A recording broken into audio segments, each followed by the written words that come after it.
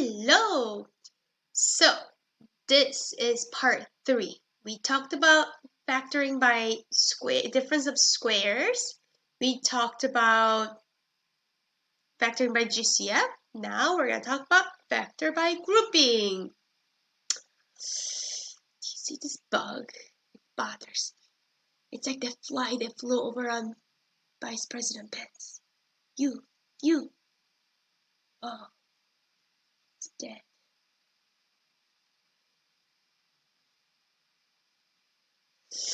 All right, so I guess that's a good start, huh? Factor by grouping. So we're going to give you 4 terms. 1, 2, 3, 4 terms. So if you're gonna group them, what would be the fair way? 2 by 2, right? 2 by 2. So we're gonna do grouping by 2 by 2. So step 1, group the first 2.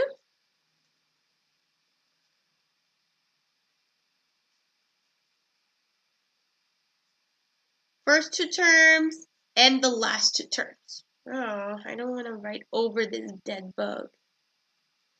And I'm gonna move right in. The last 2 terms together. So first 2 terms are friends, the last 2 terms are their friends. Step 2. So find the GCF of each set and factor. So once you have the 2 terms and the last 2 terms, just factor that. You have to look for greatest common factor and factor it out. So I mean, in a way, guys, we're only factoring like 2 terms, so it really shouldn't be that bad. But then step 3, this is what we're trying to do. If inside of parentheses, so the leftover part of the GCF, like once you take out the GCF, you're gonna put the remaining things in the parentheses, right? So if that is a perfect match, like everything is exactly the same as the other side, then we factor out whatever that was in the parentheses. So I'll show you what it means. Hopefully the only tricky part is sometimes with the sign.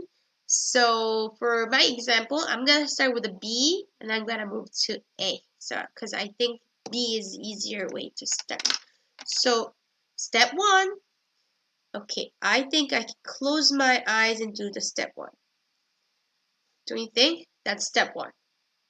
Group the first 2, group the last 2. Step 1 done. Step 2. Find the greatest common factor of each set and factor. So from this set, okay, x cubed is x, right?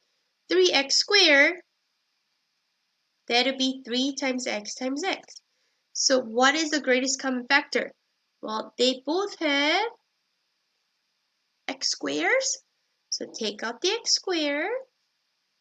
And then what's left over? Oh, I have the x.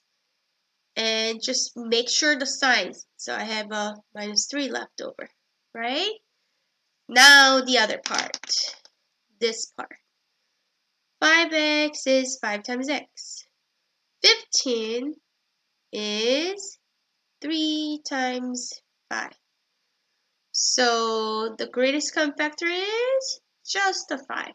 So then I'm going to take out the 5, and what's left? X, sign, right? -3. Now I'm going to put plus in between it. Whoa, okay, I did the step 2. Now step 3, if the inside of the parentheses is a perfect match, let's take a look. Are these perfect match? Do they look exactly the same? Yes, they do. So if they're a perfect match, then we factor that part out. So in a way, this is what we're saying. This part comes out, and just think about it. Okay, if you take out this part, right, what is missing?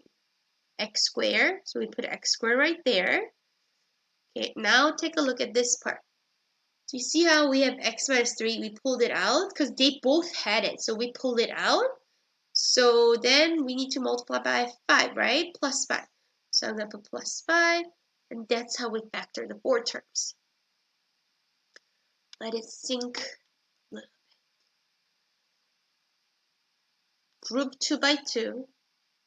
Then factor out the greatest common factor from the first 2 terms. And then the last 2 terms. And then if the inside of the parenthesis is a perfect match, and you know what? Try it, force it. It should be turn out to be a perfect match because we really want you guys to practice factor by grouping. So if it is a perfect match, you pull it out. So you factor it out. That means you put it in the front, and then you just write out leftover pieces. So now let's move on to 3A. And here's the reason why I wanted to do this first, because A is a little bit harder. I'm like right there. Moral support. So 3A, step 1, first 2 groups, last 2 groups. That I can do. That's the easy part. Alright, step 2. Step 2, this 4x cubed. So 4 is 2 times 2 times x times x times x. 12x squared is 2 times 2 times 3 times x times x. Let's circle the common terms. Okay, they both have x, they both have x, they both have 2, they both have 2. Okay, so we can take 2 times 2 times x times x. That is 4x squared, right? Let's see what's left. We have the x, then look at the sign, minus 3. Now the other part, 9x is 3 times 3 times x. 27 is 3 times 3 times 3. So, okay, we have a 3 and a 3. So that's a 9. But here is why this one is a little bit trickier. Ready for this? It's all about the sign, and sign is what makes it a little bit hard. So do you see how there's a minus right there? I'm gonna bring that down here. If you bring that down here, okay, now 3 times 3 is 9. You're gonna put 9 here.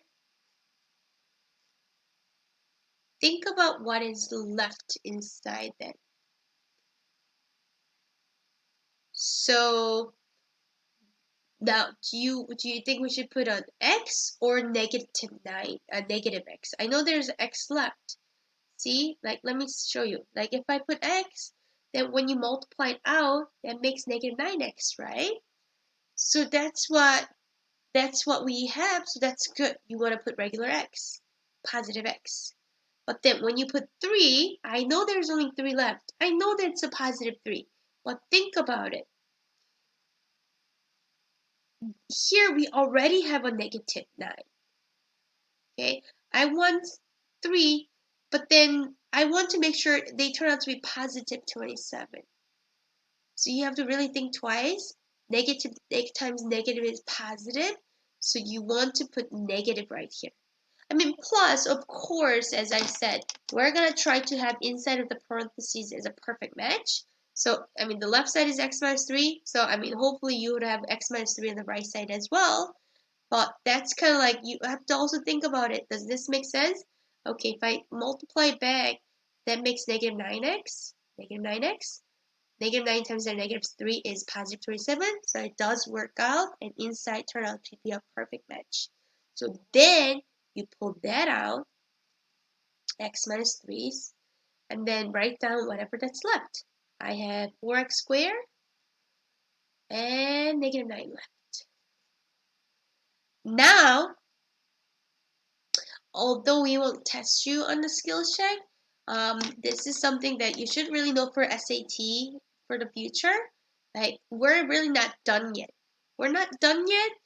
I guess we should add step 4. Oh, I'm sorry. Make sure every term is, everything is make sure everything is completely factored. I guess we should put everything is completely factored.